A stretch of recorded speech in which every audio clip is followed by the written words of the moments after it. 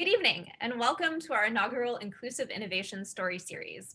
My name is Katie Overfield-Zook, and I'm the Assistant Director for the Gillum Center for Entrepreneurship here at JMU. And I'm Emily Winter, Director of Programming for JMU X Labs. The Inclusive Innovation Story Series seeks to celebrate barrier-breaking, cutting-edge, and visionary stories from underrepresented groups of JMU students, faculty, staff, and alumni through storytelling presentations and events. Each year, we will highlight a different part of the JMU community that makes our campus a thriving and vibrant place to learn and work, while also allowing a space for honest conversations and common ground. It is the goal that participants and viewers alike will reflect on what innovation means to them, considering a broader meaning of the word that need not be mired in the tech startup stereotype it so often is, while also learning from people whose lives and perspectives may vary from their own. The I2S2 hopes to highlight unique voices that embody a forward-thinking celebration of the creative spirit that can be found in all disciplines. This year, we celebrate Black innovation. Tonight, we reveal stories from students, faculty, and alumni that all share stories of what innovation means in their lives and careers. We are thrilled to have Mike Battle, JMU graduate from 1981 and 1983, to officially kick off tonight's event. Good evening, and welcome to the Inclusive Innovation Story Series. I'm Mike Battle, and I have the honor to serve as your MC for this year's program. As a graduate of JMU with both my bachelor's and master's degrees, and as a CEO of an innovative technology company serving the Homeland Security, health, and financial services sectors, the quest to examine innovation is close to my heart. As a minority, the challenge of being seen and valued for innovative thought has permeated my entire career.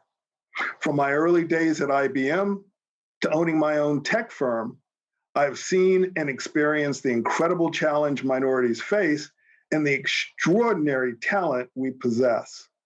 Exploring the concept of innovation and the resource diversity represents in that exploration is what I2S2 is all about.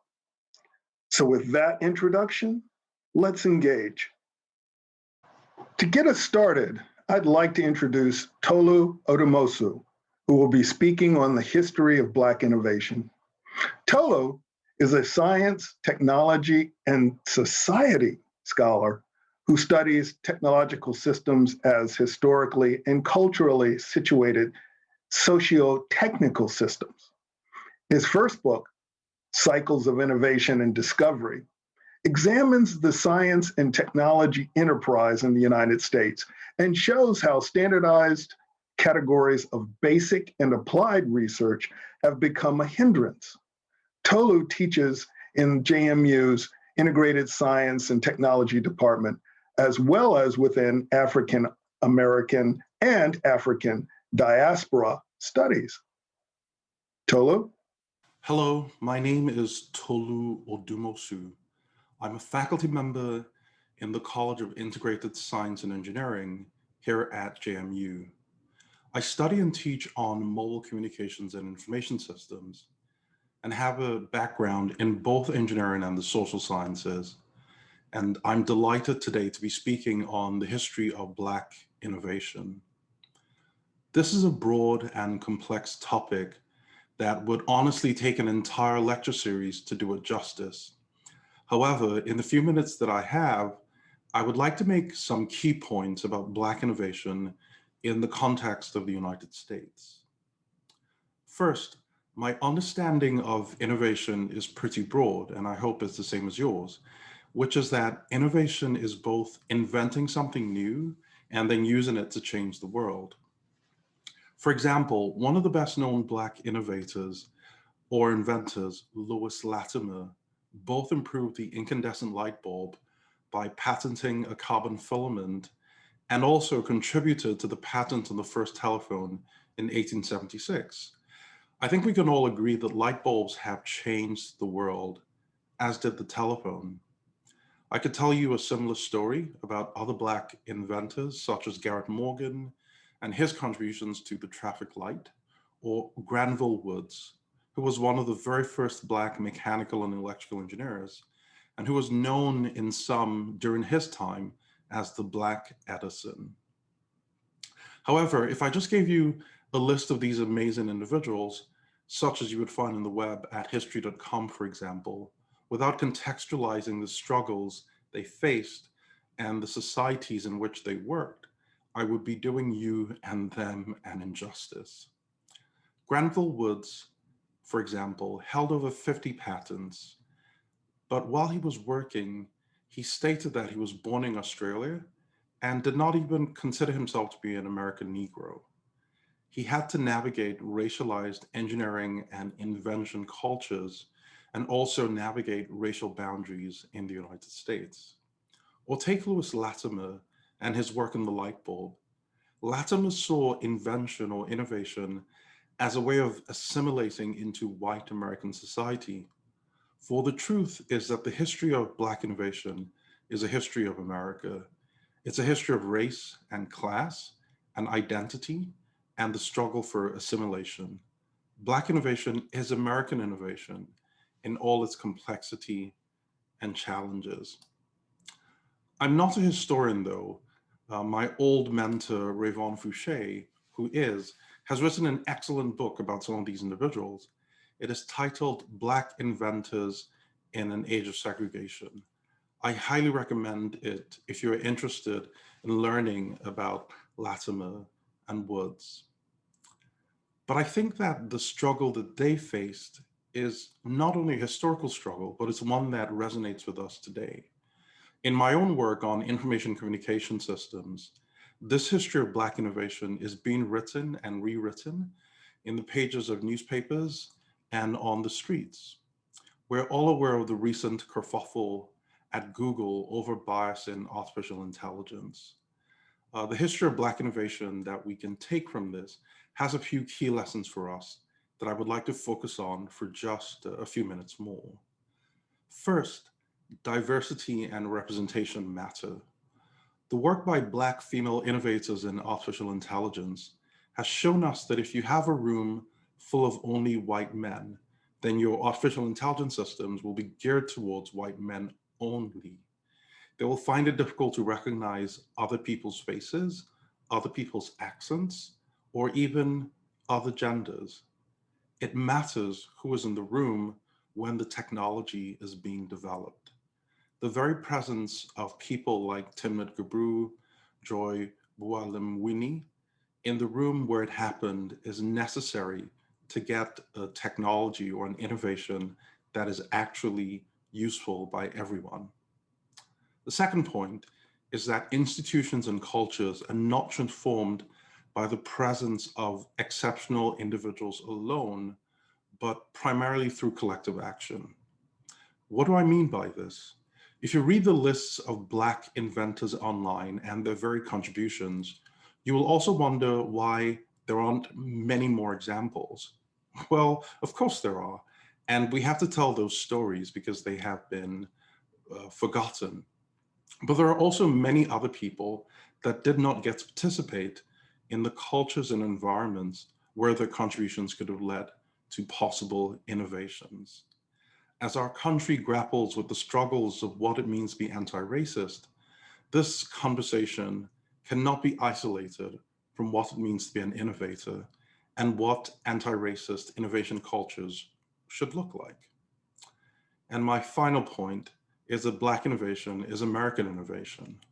The very fact that we're having this conversation points to a collective need, a collective recognition that we need to examine and recover an invisible or missing gap in our celebration of innovation. This is a quintessential American story, and what needs to be recovered and healed in our innovation communities is the very thing that needs to be addressed in our American community. And I can only be hopeful for the future here at JMU and for the country as we continue our conversations about race and anti-racism. Thank you. Our first story tonight is Surrender Forward, shared by Nashawn Ford. Nash is a former cruise ship globe-trotting professional who now is listening, writing, and speaking He hosts a podcast called the URC Space, where he invites you to join him in conversations where he unboxes life one blank space at a time. Nash will also be releasing his first book with Westbow Press, a division of Thomas Nelson and Zondervan Harper Collins Christian Publishing. Nash is a 2014 hospitality management grad. Nash? Thank you so much for that amazing introduction, and I really appreciate it. It feels so warm to come back to JMU and to share with you in this amazing event as we talk about innovation, and I'm going to be talking about how it applies with my life. And before we get into that, I just want to ask you a question, or as we transition into getting into that, I first want to ask you a question. A year ago today, do you remember where you were? Do you remember, who you were hanging out with, or what you were wearing, or any of those things? I know for me, I was in Sydney, Australia. I'll never forget, because I was with a colleague. We had met up for just a casual day. We went to a couple grocery stores. We did a little stroll by the beach, and we even went to a little farmer's market that was having a nice sale. And it just seemed just sarah, sarah. I was at the peak of my career. I was striving to become a cruise director. At the time, I was working on a cruise ship, sailing around the globe. Ever since I was 11 years old, I knew without a shadow of a doubt, I was going to be a cruise director. It was going to happen. Nobody was going to stop me. I had Mariah Carey's theme song, Make It Happen, in my head, that I was going to make it there to become a cruise director. And on this particular morning, March 16th, 2020, I signed paperwork which would have gotten me one step closer to being in consideration for the track that it would take me to become a cruise director. I was so ecstatic. I was so elated. I signed that paperwork. I got to see my friend. And then later that evening, I was on a ship that was going to be going to New Zealand. And I absolutely love New Zealand. It is one of my favorite places on the entire planet. And then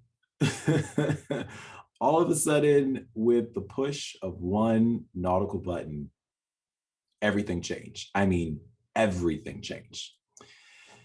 The innovation that I want to talk to you today about is one word, really. It's a word that you may be familiar with, a word that maybe you haven't heard in a while, but it's a word that I believe, once said, brings a very strong impact. At least it has to me.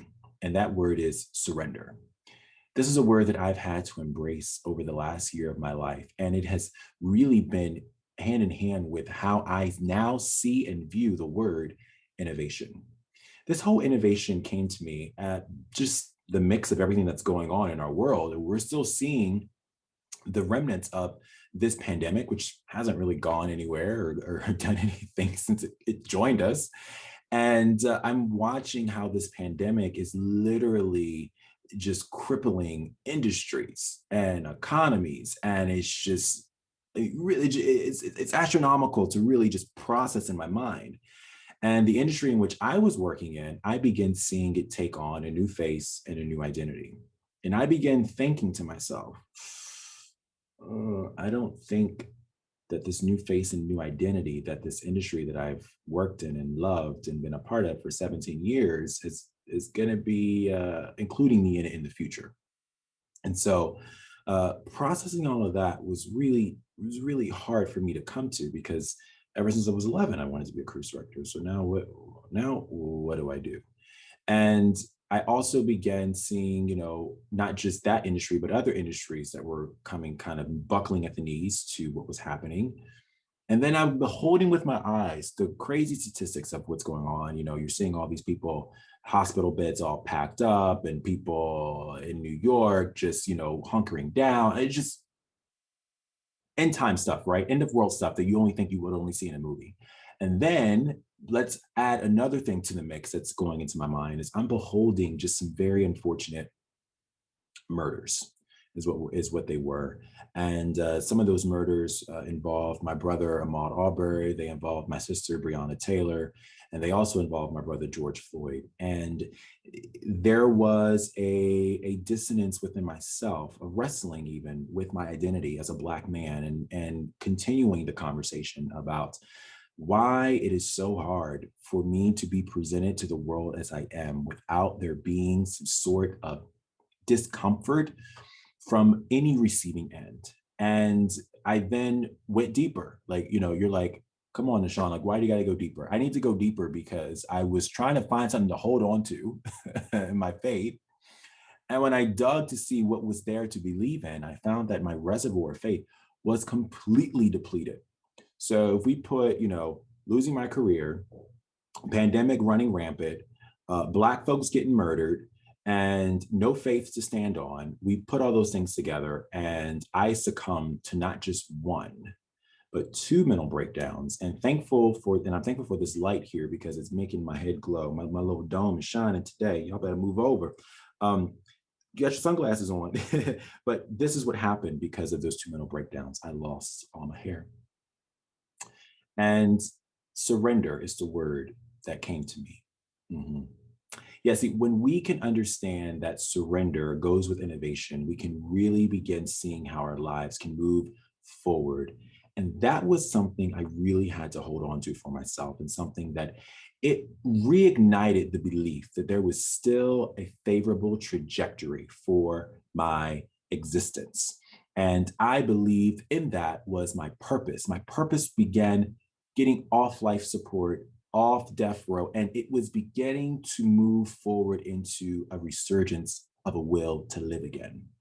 And that was just so, it was really something I needed to come into, be centered with, and become one with. Because now that I realized that, I understood that all things, including the things that I did not want to accept as my realities in my world, that all things could become new. And that was something I wanted and I needed to hear at the time. And not just all things becoming new, but a new thing springing forth. And in order for a new thing to spring forth, and in order for me to receive the new thing, I first had to yield and surrender and give up what I once knew and held. And for me, I was holding on. Just imagine if I had a little football here. That bad boy was grabbed tight in my hands. I was becoming a cruise director, and nobody was going to stop me. And slowly but surely, I began relinquishing, and surrendering it. And when I began looking at how I could innovate myself, I began discovering a host of things. Some of those things that surfaced first was I realized I love listening to others and listening to their stories and engaging in different dialogues. And I enjoy writing. And so I began writing about some of the things that I've lived through and experienced. And then I also was like, I've been around the world almost 3 times, and I love talking about my experiences and the things that I've seen and the memories that I've created. And all of those things merged together began helping me have that new resurgence for life. And a year ago today, on March 16th, 2020, I'm telling you, I don't forget this date. A year ago today, I will never forget it. If you and I were having a conversation and you were to ask me, hey, what's your next move? Hey, I would have said, I'm an aspiring cruise director. Well, I probably wouldn't have told you to your face because I always believe your next move should be quiet. But I would have said, I would have known in my heart, convicted without a shadow of a doubt, hey, I'm going to be a cruise director. But I stand before you today. Yes, I am standing. I stand before you today, March 16th, 2021, 1 year later, as a podcast host, as an upcoming author of 2 highly anticipated memoirs. And I'm saying they're highly anticipated because if I don't, nobody else will. So they're highly anticipated memoirs. And I am sharing my story with you. I believe if we look at the word innovation and we look at it as a house. Okay, I don't want to throw the wrong signs up. So sorry if I did something, but we look at it as a house and we get down to that base foundation. We get down to that crux of what's kind of there at the beginning building block. I believe there is where we're going to find the word surrender. Because when we can get ourselves to forget the former things that we have done, the former things that we've experienced, the former things in which we've navigated even through life, we can then shift into welcoming something new, something different. And that's scary. You know, being comfortable, getting yourself comfortable enough to even consider that is one thing. Being comfortable enough to even do it is a whole nother thing. And that's something that I've been challenged with and am growing in and am continuing to grow in and live in. But when we can do that, when we can even consider it, I'm telling you, we're much braver than we think that we are. And I want to echo the words of someone who I really admire, Joyce Meyer. And, you know, when it comes to wanting, considering what's on the other side, it can be scary, right? Because you don't know what you're going to find. Well, what's going to be over there? I've been doing this for so many years. Now, what do? I don't know what else is out there. I'm going to tell you this. She says, do it afraid. Yeah, you heard me correctly. You say, oh, no, he didn't. Yeah, I did. Yeah. Do it afraid. Okay, I said it a second time. Third time's a charm. Come on, say it with me. We're going to do it afraid. Because, my friend, this is what I believe, that when we can take the concept of innovation and we can merge it with surrender into a marriage with ourselves, we will find that we will be shifted in the only gear in life that matters, and that is forward. I know that it can be very challenging and it can be just scary even. But when we get ourselves in line and in step with that belief, our eyes will begin to be opened, our ears will begin to hear, our hearts will be able to then receive, our senses will be able to smell or feel, and our nose will begin to then smell that we are now in the epitome of the definition of what innovation is. And that is embracing a new concept, a new idea, a new design, and yes, even a new way of living. Thank you. Hello, my name is Dr. Brent Lewis, and I serve as the Associate Vice President for Diversity, Equity, and Inclusion at James Madison University. The next story comes from Dr. Ashla Hill Roseborough. Dr. Roseborough is an Associate Professor of Communications and Media at Alabama State University. After graduating from JMU in 2003 with a degree in Technical and Scientific Communication, her research focused on the intersections of women in media and digital media. She founded a television show on a local NBC Comcast station in Virginia and has served on community and state boards. Let's welcome Dr. Roseborough. Hi, I'm Ashla Hill Roseborough. I am a proud JMU 2003 graduate of the Technical and Scientific Communication major. I'm coming to you today because I'm a part of this Inclusive Innovation Story Series, and I want to share on the topic of visionary Black university women, a tale of the Black press elevating unsung heroes. So let's dive right in. Today, we're talking about these innovators who are connected to the Black diaspora or the Black experience. In this discussion, we will illuminate original research that was conducted by myself in studies of the Black press and a prominent historical organization whose membership was comprised of Black college-educated women. Let me tell you a little bit about myself, though, before I get started. Since leaving JMU, I've kind of kept myself a little busy by earning a PhD from Howard University in Communication, Culture, and Media Studies. Also, while there, I earned a graduate certificate in Women's Studies.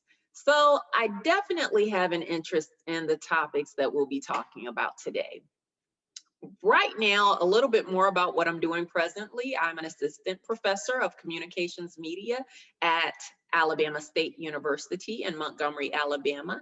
And it's really indeed a pleasure to be a part of this Inclusive Innovation Story Series. And I sincerely want to thank James Madison University, all of the administration and faculty, staff, and students for having me. Okay, so I shared with you my topic, the topic that we'll be discussing, but you're probably wondering, where did this interest in women's studies begin. I wrote for the newspaper. I started writing for my high school newspaper. And so when I came to JMU, I was a communications major naturally, that I knew where I fit. But women's studies, that also started at JMU, believe it or not. I was the president and an officer of our campus chapter, or our campus organization, Women of Color. And we were very involved in that organization in our Harrisonburg community. We did a lot of service activities, as well as serving our own campus community. And with being instrumental in organizing, one of the signature programs that we launched while I was there was a mentoring program in partnership with Harrisonburg High School for minority girl students. It was a huge success, and it's one of the accomplishments that I still would say I'm probably most proud of today. And we were able to do that and have the support of Delta Sigma Theta sorority to join with us on that effort. And so it was definitely a success, and something that I continue to remember very poignantly for my experience at JMU. Now let's talk about my research. So researching university women and the Black press, those are both areas of interest to me. And as a Black educated woman who's worked in newspaper and print journalism, I realized that there were very few studies that had been conducted on the Black press. And the reason for that is the archival data had not been digitized. And it's still going through the process of being digitized even to this date. But it is becoming more accessible for scholars and researchers. So it was available, and I was able to use 7 historically Black national newspapers in the study. And I found news articles that were written about National Association of University Women. The newspaper stories told about these women in a very positive way. And so from that, it suggests that the Black press was an advocate, a strong advocate for educated Black women, professional Black women. And many of these women, their work extended beyond their private homes into the community. And they found the issues in society that were most pressing to them were education, social, and financial equity, and all of it through educational empowerment. Most of their programs may have met a social need, but it was through educational empowerment for the most part. And they had a focus when they initially started that was on improving race relations. These educational pioneers, as I like to call them, they were innovators who believed in the values of empowering other Black women and the entire race. They came together collectively as leaders to improve the social conditions for all African Americans who were too often left on the margins of society. This is the reason that I studied National Association of University Women. In addition, there was really only maybe 2 other journal articles, maybe 2, and 1 dissertation from the 1950s that have been, 1 thesis from maybe the 1950s that had even been done, or a study conducted on this organization, of which I am a member. And what I found was between 1910 and 1980, I collected about 250 news articles between across 7 different national Black newspapers. These university women, they were just astonishing to be so instrumental and so effective in the involvement that they had in their communities, and with the purpose of uplifting the Black race. They also, it goes, when we look at today, if we look at today in society, we can see how our alternative media has an impact on Black women's organizations, such as social media. And social media is now being used, just as the Black press was, as an alternative media source for the Black professional woman's voice to be heard, and for our stories to be be written to share it with our other members and with our communities. So these educated Black women, they endeavored to tell their own stories and to have their voices heard. The Black press and Black media have long time been advocacy bodies for Black university women. What I found in these stories were that Black women were empowered. We believed in coming together. We knew that our power and strength, it was in the collective, bringing others together as a team, pooling our knowledge, abilities, and our resources together. In addition to that, the study found that these women adopted some of the Eurocentric behaviors of respectability, such as their polished attire and appearance, speaking eloquently in their language and delivery. They just really wanted to represent their race well.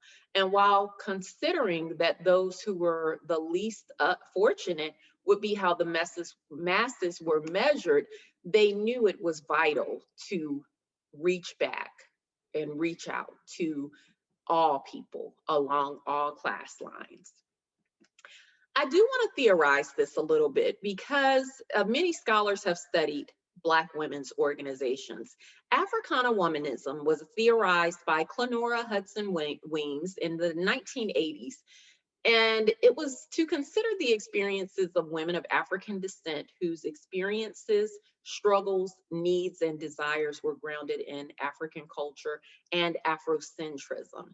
So these university women fit right into that, as well as the Black press taking an Afrocentric perspective of collectivism. They used their agency of telling these stories to illuminate and empower the resilience of these women who were unsung heroes, and in many cases are still unsung heroes today. Many people do not know the names of these founders of NAUW, who also founded some of the historically Black sororities and other well-known national organizations, names such as Mary Church Terrell, Dr. Sarah Winifred Brown, Dr. Nancy Fairfax Brown, Mary Cromwell, the first national president of NAUW, Dean Lucy Diggs Slow, Dr. Anna Julia Cooper, who was one of the premier scholars, one of the first African Americans to obtain a PhD, if not the first, Dr. Hilda Davis. These narratives were often secretive, and they had to be covered in some instances in that time period. And mainstream media just did not cover these kind of stories of Black college women. So today, we are saying the names of these unsung heroes and sheroes. These college educated women were innovators. They were the cream of the crop. From being the first on the DC school board, to being the first woman to sit on Howard University's Board of Visitors, to the first Dean of Women at Howard University and other HBCUs, to traveling abroad during the world wars as women physicians who served our US country. Many of these early members of NAUW and these university women, they were educated at the most prestigious predominantly white institutions, or PWIs, and some were educated at top HBCUs as well, such as Howard University. These are the tales or stories the Black press has written about for over a century on the visionary contributions of Black university women.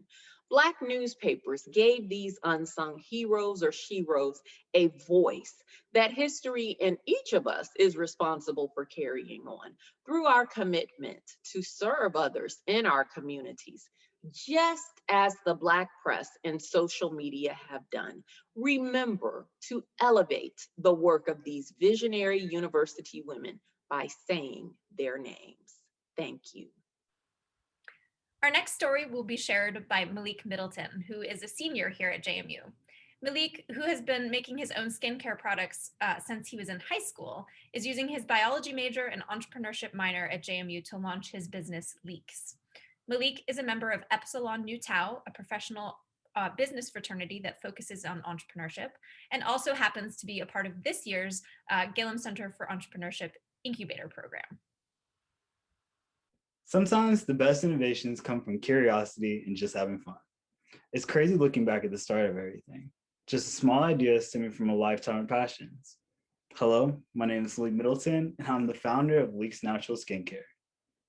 Growing up, I was the kid who never really be indoors, always outside. I remember being obsessed with the many beauties of nature, and thank goodness my parents were okay with that. I swear, I was always bringing something from outside in. Sometimes bugs, tadpoles, flowers, whatever I found outside that just happened to captivate my interest. Elementary school was when I discovered the magical world of science, a study where one is encouraged to be curious and to ask questions of the natural world around us. Hearing this, I knew science was about to be my thing. Science days, what we called them in my school, were the best days, especially if we were doing experiments. Still, to this day, the best experiment was the day we learned about plants. This was the start of it all, honestly. Taking a little seed and watching it grow absolutely astonished me. And when I had the opportunity to take what I learned about plants in class and actually start gardening, that's when things became even more amazing. My parents allowed me to have a raised garden bed and some pots in our backyard. I grew different vegetables, some fruits, and some flowers, but one flower in particular was my absolute favorite at the time. It was produced by the lavender plant. It had the most intoxicating smell, and it seemed to be always carried by the wind. And with a quick Google search, I found out the plant that I grew had all these amazing benefits. Interesting enough, the time was absolutely perfect. High school had just begun, and hormones were running absolutely rampant. And with these hormones came the horrors of acne. At the time, I was using a product that caused me to break out, but it turned out I had very sensitive skin. I tried other products in the market, and it wasn't until my mom mentioned that maybe I should start making my own that a light bulb went on. You know, it's amazing the amount of information we have right now at our fingertips, especially thanks to the rise of the internet. I spent a lot of my time just Googling away, reading blogs, and gathering as much information as I could to create my own product. I had read from several sites the general process of washing your face: washing, rinsing, toning, moisturizing, and sometimes exfoliating. At the time, though, something poked out to me. Toning, what even was that? With some basic research, I learned that it was basically the restoration of the face's natural acidity and the refining of the pores after washing. It sounded simple, but what it turned out was that this was a key step in many people's facial problems. You see, our face is supposed to be naturally acidic, likely around a pH of 5.7, but ranging from 4 to about 6. As we go about our day, washing our face, maybe wearing makeup, then being exposed to air pollutants, our own sweat, natural sebum production, our face becomes more neutral. And with this neutrality comes potential for new bacteria to become a problem that weren't really and start replicating. With this replication, they produce byproducts that cause our pores to inflame, causing what we know as acne. Let's go back to the plant that I grew in my backyard though, lavender. It turned out lavender has some of these amazing benefits, including being naturally antibacterial and anti-inflammatory. Using this new knowledge and learning of toners, I discovered the world of hydrosols, giving rise to the first product ever, lavender rose water toner. At the time though, these weren't even products. It was just something I made for fun while solving a problem, taking several things that interested me and created something from it. It wasn't until my freshman year that a friend of mine, Lauren, told me that I needed to make these products into actual business. I came into JMU with the love for science and knew that I wanted to do something in that field. So I was always in love with nature documentaries like microscopes, plants, nature. And when I really thought about it, I was fascinated by life. So when I came here, I knew I wanted to study biology, the study of life. My sophomore year was when the College of Business announced the new entrepreneurship minor. It was the opportunity to take my venture idea and actually develop it.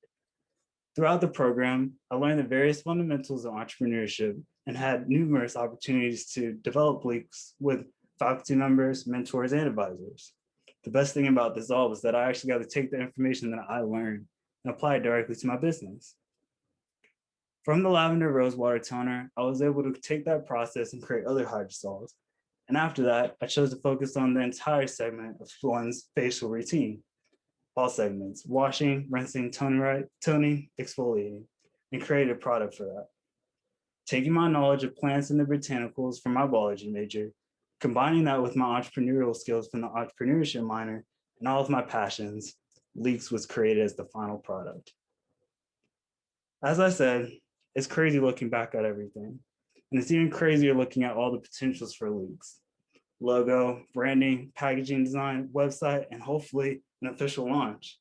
Even more exciting is that I've been spending this semester researching the science behind the botanicals and how they work on our skin, giving us some backing behind our products.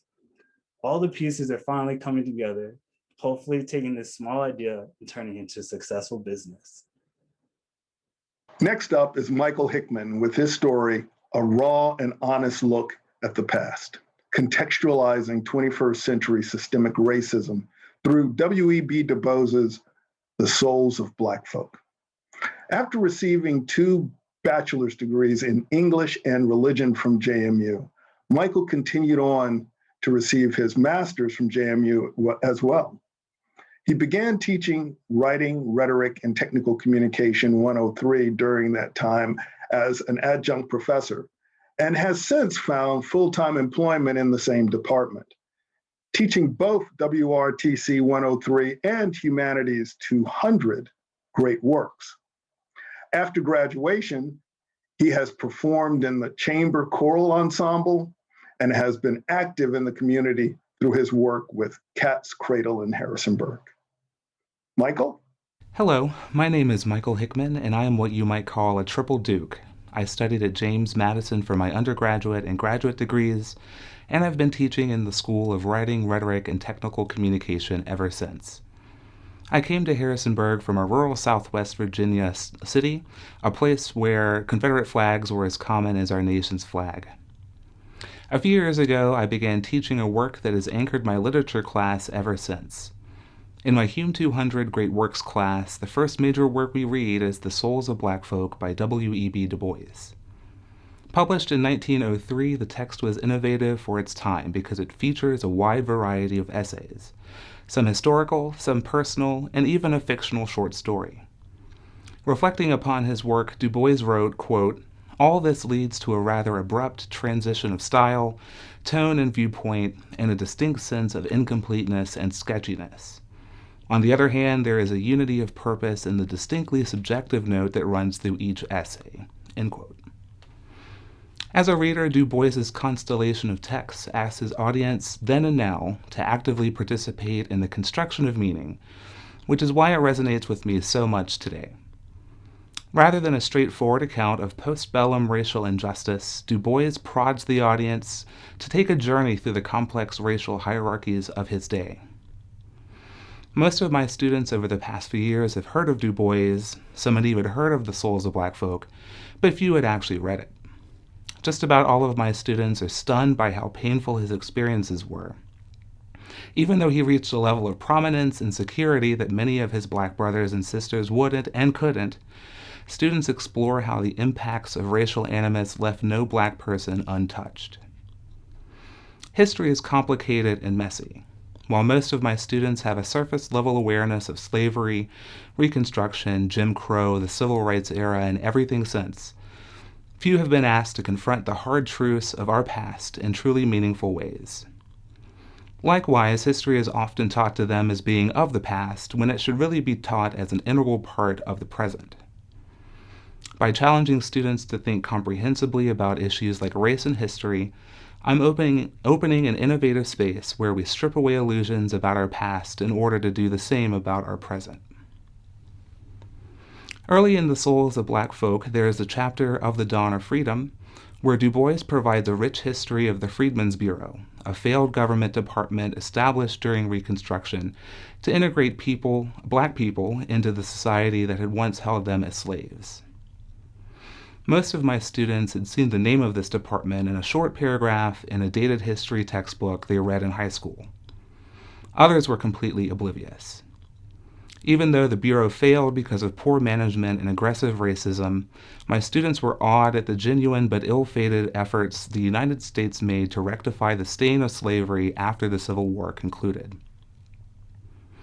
About the Bureau, one of my current students wrote, quote, This fact of history should be engraved into the minds of young students because of the hardships endured trying to accomplish these advancements and the constant strides people of color had to take, end quote. Many are puzzled as to why high school teachers hesitate to treat American struggles with racism honestly and openly, and through this class we dive in to unpack the political implications of how history, and the teaching of it, has become whitewashed. There certainly have been big changes with how many teachers broach the subjects of race and slavery, but in 2018, the Southern Poverty Law Center released a report about America's clear reticence to teach the hard truths of slavery and race in America. Especially in grade school history classes, the SPLC notes that teachers don't want to make white students feel uncomfortable or guilty about America's past and how that past impacts our present. That approach, however, leaves students at a deficit. How can they understand America's journey if they don't see all the past that have led to this moment? Through teaching the souls of Black folk, we are able to empathize with those of the past while discussing the emotional and physical weight of being a minority person in America. Du Bois introduces a metaphor, the veil, to describe the intangible screen which Black Americans live behind, and one that is often unrecognized by white Americans. Du Bois wrote that at one point in his boyhood, quote, "It dawned upon me with a certain suddenness that I was different from the others, shut out from their world by a vast veil," end quote. This discussion about the veil leads to Du Bois's concept of double consciousness, and Du Bois describes that concept this way. Quote, "One ever feels his two-ness, an American and a Negro, two souls, two thoughts, two unreconciled strivings, two warring ideals in one dark body whose dogged strength alone keeps it from being torn asunder," end quote. Through reading Du Bois's work, students begin to wrap their heads around the heaviness and the toll of double consciousness that existed and continues to this day. Teaching the souls of Black folk allows students to encounter not only the sociological impacts of white supremacy, but they encounter intensely personal and intimate moments from Du Bois's life. The chapter of the passing of the firstborn is a heart-rending narrative about the death of Du Bois's infant son. This is one of the chapters that resonates with my students the most. Du Bois writes about how he sees the veil pass over his sleeping child, yet the child is too young to understand it. And while no parent should have to experience the death of their child, Du Bois sees a silver lining. The child will never have to experience the ugly racism of American society. The Souls of Black Folk is a challenging read stylistically and in terms of content. But through teaching this text, my students come to a greater awareness of not only the structural racism of the late 19th and early 20th centuries, but they also get glimpses into the day-to-day lives of people directly impacted by that broken system. But in my class, we don't leave the past in the past. Reading historical documents does nothing if we don't connect them to the present. I asked students to provide me a recent text that they could relate to Du Bois's work, and last semester, several students identified Joey Badass's 2017 song, Land of the Free. In it, he raps about woefully similar issues that Du Bois did, like the systemic racism holding Black people back, the pervasive and negative attitudes about Black people's potential, how we need to upend an unjust society and truly live up to America's democratic ideals. The music video begins with Joey Badass in a plaintive tone saying, quote, "You know, sometimes I don't think they truly understand me, 'cause they don't," end quote. The lyrics speak of how racial progress has been wholly stunted today, how horrific violence plays out regularly against Black bodies, and that despite America's founding documents which proclaim all men are created equal, Black Americans have never enjoyed that equality. By putting Du Bois in dialogue with the material conditions of Black America today, students realize that society has penned a false narrative of racial progress that asks us to turn a blind eye to the true realities of our country. As one of my students put it, we are tricked into believing that things are good enough now, even if we do recognize there's further steps to go. But she quickly followed up her statement by noting that good enough does not mean good, and that we should be ashamed of how little progress we've actually made.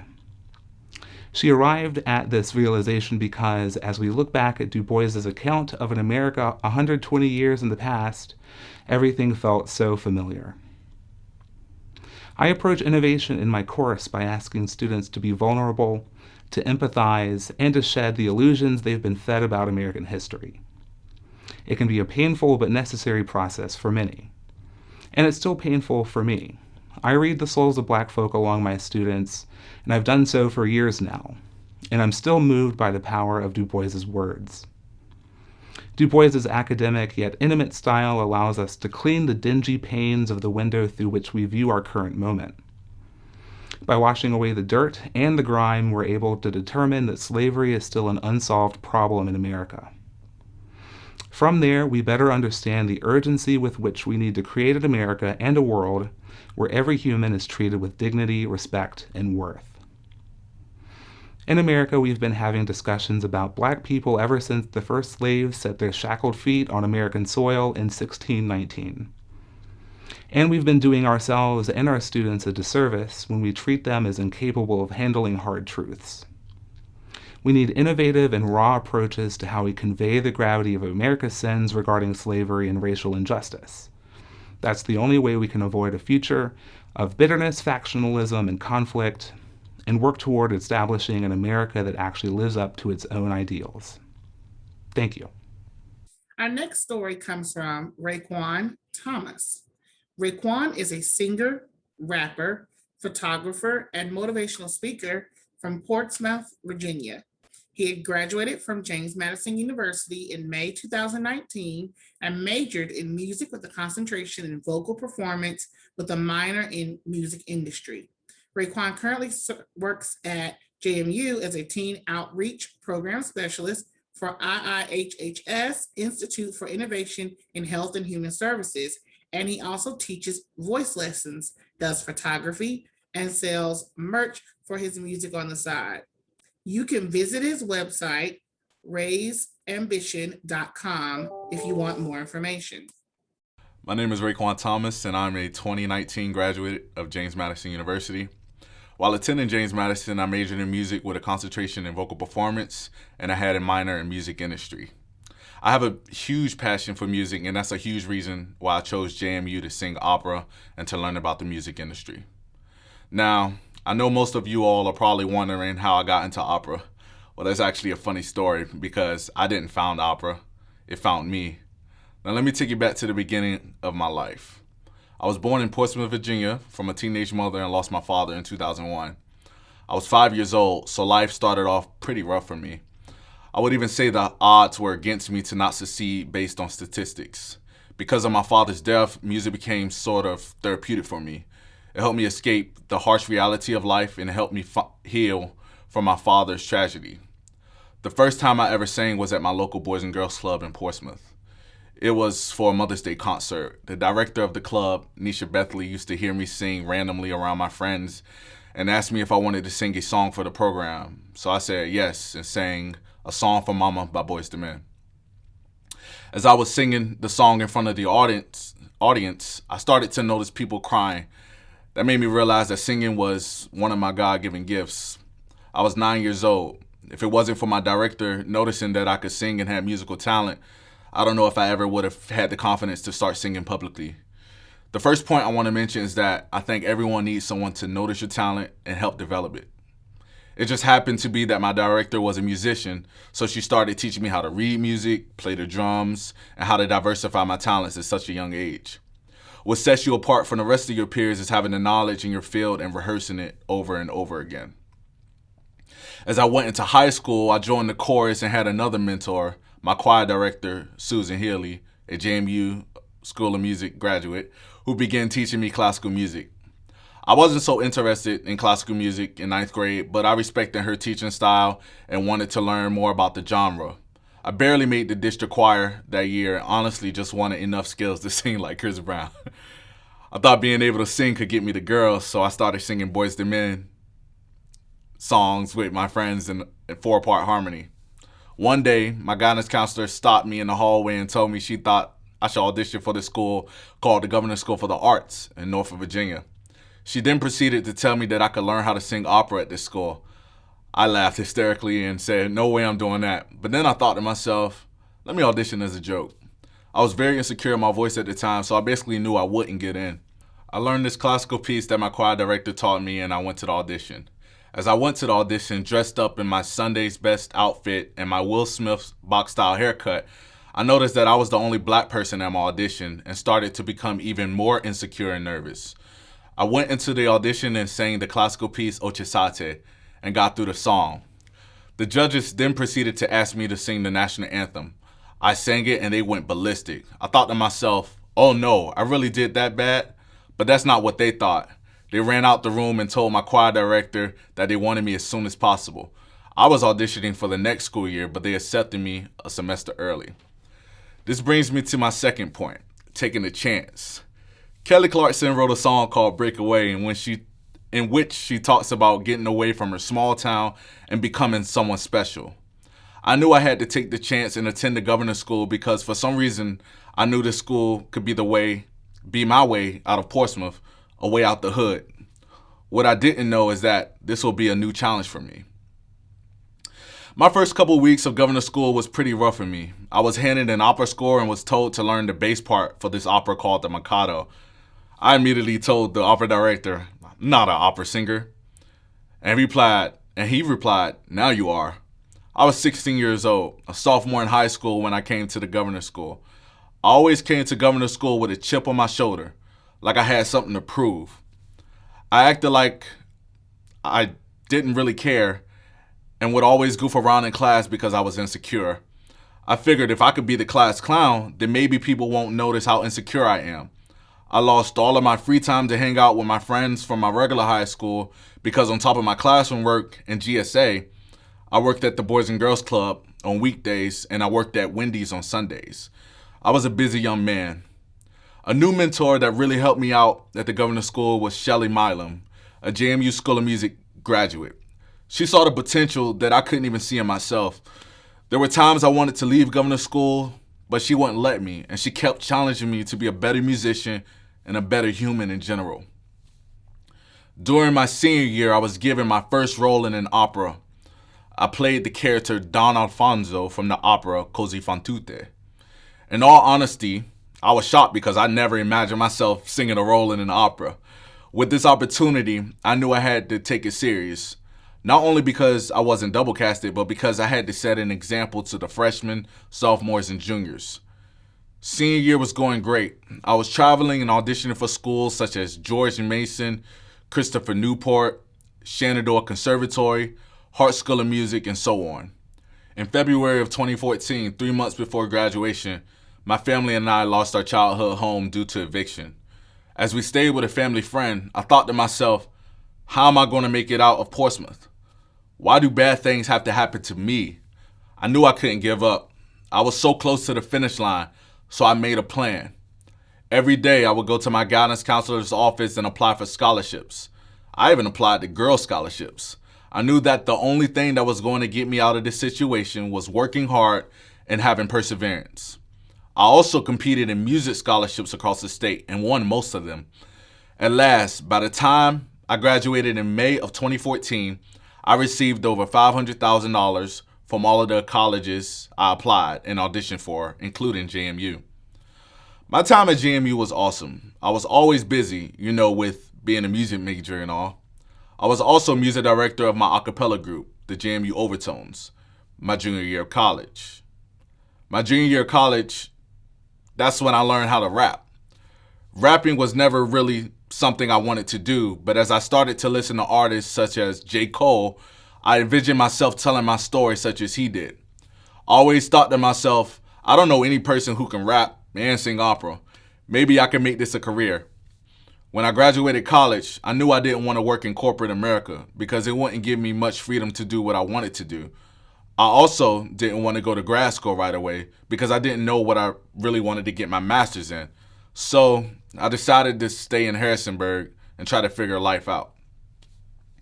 During the time after graduation, I started focusing on writing more to express myself. One of the songs I wrote was Put in the Work. I wrote this song in January of 2020 because I realized that I had lost my drive after graduation.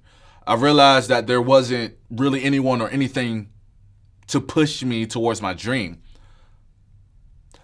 that I needed to put in the work to make my dreams come true. I had to hold myself accountable now. This past summer, I performed Put in the Work at 3 protests, one in Harrisonburg, Elton, and Broadway. Who knew that the song that I made out of creativity would become sort of an anthem for the protests? So I decided to make t-shirts and hoodies with the slogan, Put in the Work. Because I believe that there's so much work to be done in our communities and in the world. So far, I've sold over 90 t-shirts and 36 hoodies. Also recently began a photography side gig and have been getting a lot of clients for that venture also. I realized that my calling is to inspire creativity and purpose. Through all that I've gone through, I've learned how to get through every hardship that I faced. It takes perseverance, courage, and believing in yourself. I never made an excuse to not succeed to get something done. I've always wanted a better life, and I've always wanted to be a leader. We all have a purpose, and we were put here on this earth for a reason. We just have to tap in and discover within ourselves what's our calling. You could do anything if you let your innovation lead you. Trust yourself and your creativity, and remember to always put in the work. Our final story of the evening comes from a group of alumni called the Old School, represented by Adrena May. Adrena graduated from JMU in 2014 with a communications major and double minor in French and criminal justice. Since then, she has gone on to complete her Master's of Science in Sports Administration from American Military University in 2014. She launched Elevate U LLC in 2016, which provides career and personal development consulting services for young student athletes, students, and professionals. She is a First Lieutenant Detachment Commander in the U.S. Army Reserves. She actively serves as social media manager for Old School Alumni Group and helps recruit and mentor OSAG scholarship recipients. Hello. My name is Adrena May, and I am a 2012 graduate of James Madison University, where I also was a part of the track and field team. I'm such a proud Duke, and I'm so honored to be here today, basically telling a story. I am so happy to be a part of the Inclusive Innovation Story Series, where I get to share not only my story, but more importantly, the story of Old School. Who and what is the Old School Alumni Group? And that's what I'm going to talk about today in their story of giving back. But first, when I think about JMU, and I'm such a proud JMU alum, such a proud former student athlete there, and I'm just a proud graduate of that entire network. And that's what I think about first. When I think about JMU, I think about the network, the friendships, the connections, the family. And that's what JMU gave me. And when I think about the Old School story of giving back, that is actually where it starts. The Old School Alumni Group was formed just as organically as a friendship, because that's essentially how the entire group formed. It was formed in 1983, really, around 1979 through 1983, when there were a group of friends, specifically 3 who are the founding members of the group, Miss Davina McLaurin, Tedx Style, and Charles May, whom I'm the daughter of. And I'm also a proud legacy student. And to be able to tell the story of how these 3 friends, Charles, Davina, and Derek, how they recognized during their time at JMU in the 1980s, understanding the cultivation that they built on campus, not only with each other, but with other students of color at the time. It was so important for them. It was so important for them to have a sense of belonging amongst each other, and for them to form that group back then, at least just 3 friends, to form not only the group, but the friendship, to be able to form a friendship that sustained all the way through 2003, when they decided that was going to be the time that they organized to give back. They recognized in the 80s how their friendship created a tight-knit community amongst themselves. And they thought to themselves, well, how can I give back? Because at the time, they understood what their friendship meant to them and what JMU offered them back then. Being able to foster that friendship and to be able to take the things from JMU that they took to go on to lead very successful lives is how 2003 came, and they formed this 501c3 group.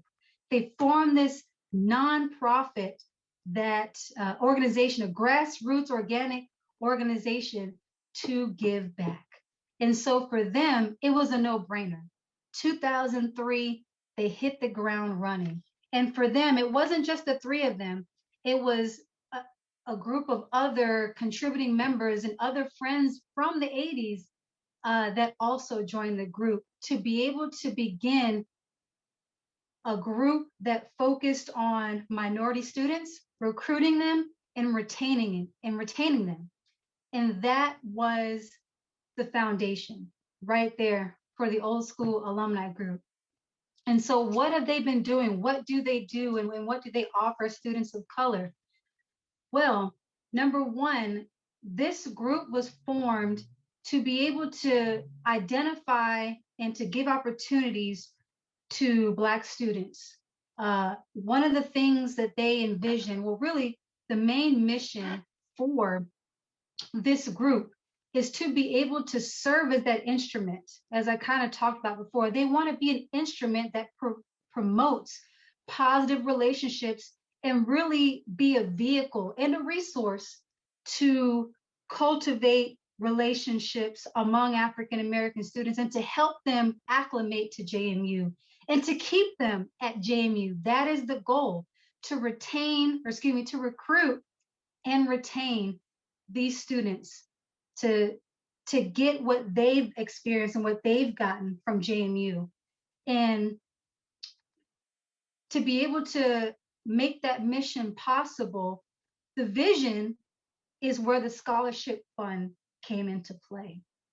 Again, as a nonprofit 501(c)(3), they wanted to be able to do something that was going to financially support these students.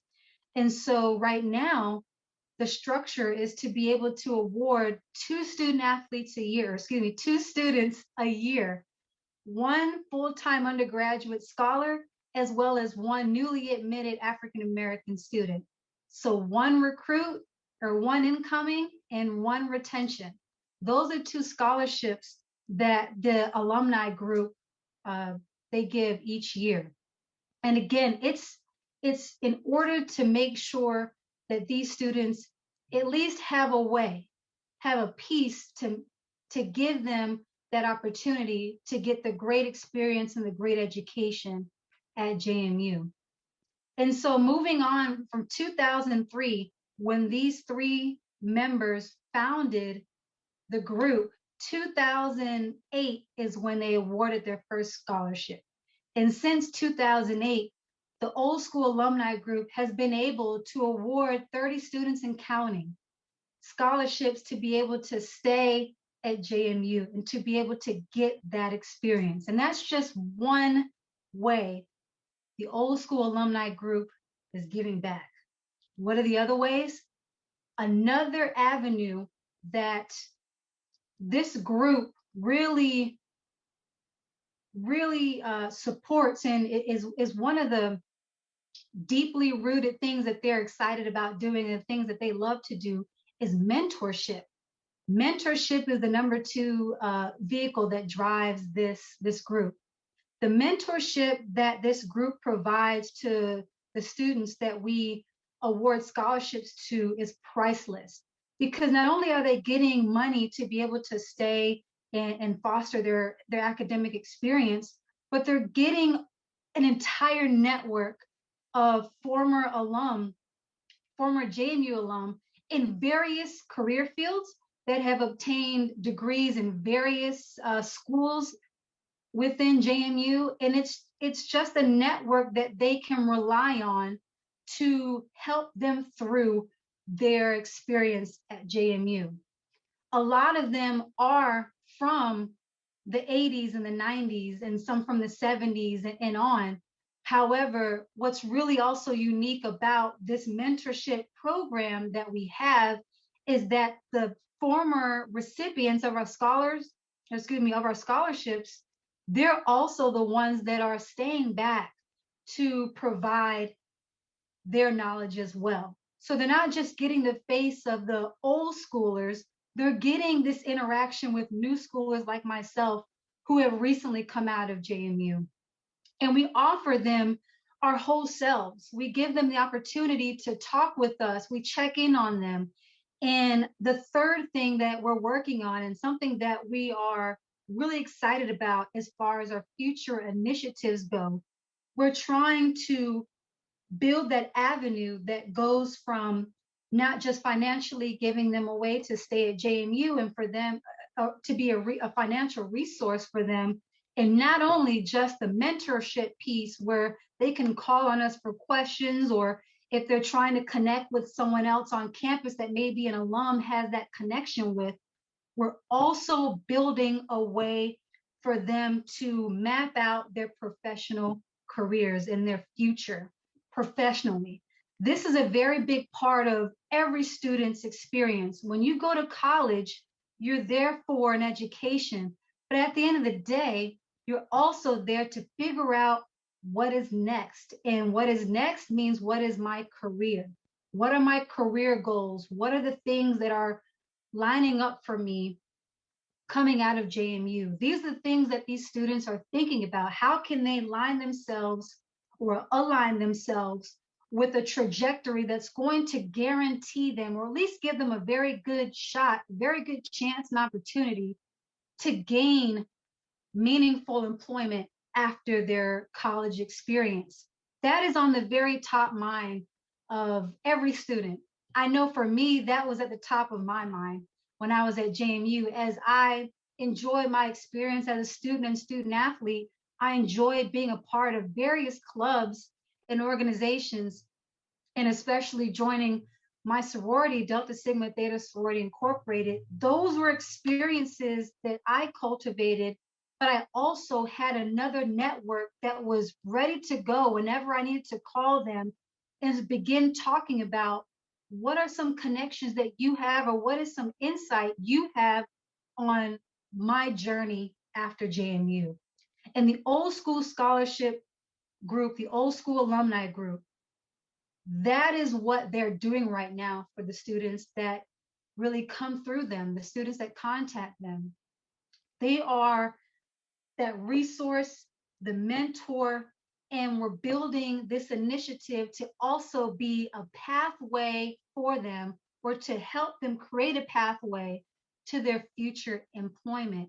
And these are things that the alumni group is very excited about, as it allows the group to be able to provide a meaningful connection and a meaningful relationship, not only with these students, but with the university as well. And that's something that the group has continued to really hone in on. What are those ways that we can collaborate with JMU? What are the ways that we can continue fostering and maintaining these relationships with JMU and with students? And how are we best serving students of color? And that's been the biggest drive for this group. And that's why I'm just so proud to be a product of it and to be a part of it. It's so rewarding. And so as we look ahead of what's next up for this alumni group, sky is the limit, but really the initiatives is what keeps us going. The new partnerships is what keeps us going. And so what's in our immediate future? Again, finding different ways, diversifying the ways that we are able to build those relationships with the JMU community and campus and organizations to help deliver these resources and to provide these resources to the students that we're awarding scholarships to. And it's also a way for us to continue building our platform, and a platform as a nonprofit organization that is really wanting to increase the awards and increase the impact that we have on students. That's going to be done through corporate sponsorships and endowment funds And we're going to continue finding ways to build on those scholarships so we can continue giving these students a better pathway to stay at JMU. Essentially, that's what it comes down to. What are different ways that we can keep students at JMU, especially students of color, and how can we make their journey through JMU one that they're proud of and one that they're connected with? Because again, when I think about my experience at JMU, family and the building of meaningful connections and relationships was the key to where I am today and how I've been able to continue the relationship with the old school alumni group. What they've done for me in having a network just already built for me, it's one that I couldn't wait to be a part of, and one that I'm going to continue really cultivating and making sure it manifests into something for the students that come after me. And that's why I'm so happy to be a part of the new school in rounding up the former recipients so we can continue giving back as well, because that's the story. The way that we're giving back is by providing a variety of relationships and providing a foundation, a family, and just being a resource for minority students. And we're proud of that. We're a network that continues to grow. We have hundreds and hundreds of contributing members. And it really is just amazing how this group has been able to blossom into a network. It started out as three friends, right, from the 1980s, and for them to blossom into such an incredible group of such professional men and women, people that have achieved great success in their life, is a testament to the experiences they got from JMU. And they have shared that story, not just with myself, but with the recipients and the people that have come through our group as retention and incoming students. And that is the reason why we know we're leaving a lasting impact, because then these students are going on and achieving success for themselves. And that's the story of the old school alumni group. It's a story of friendship. It's a story of how it blossomed into a network. And it's a story about how they continue to give back to JMU and to serve